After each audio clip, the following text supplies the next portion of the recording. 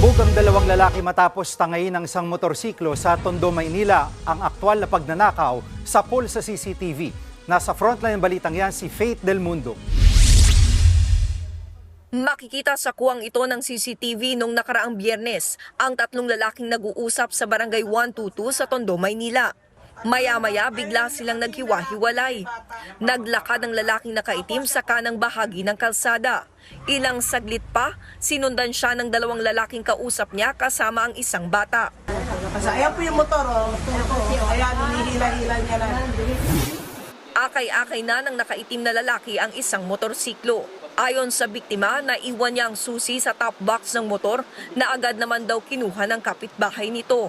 Umaga na raw nang mapansin niyang nawawala na ang kanyang motor. Akala ko po nakuha ko na po yung susi.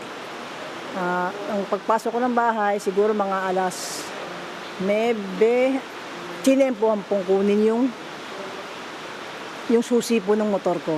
Tapos binalikan po nila ng mga alas 3 ng madaling araw. Saka nila kinuha yung motor. Base sa investigasyon ng pulisya, 4 ang nasa likod ng pagnanakaw ng motorsiklo. Arestado agad ang suspect na si alias Miko na siya mismong tumangay sa motor. Timbog din ang isa sa mga kasabwat na si alias Senki. Na-recover mula sa kanila ang ninakaw na motor. Aminado si alias Miko sa ginawang krimen. Dala po ng kagipitan. Nasunugan po kasi ako eh. Kaya rin po ako natitiran. Kaya nagawa ko yun po eh. Itinanggi naman ni alias Senki na kasama siya sa pagnanakaw. Pero umamin siyang may parte siya sa mapagbebentahan ng motor. Nakiano lang po ako, nakiparty lang po.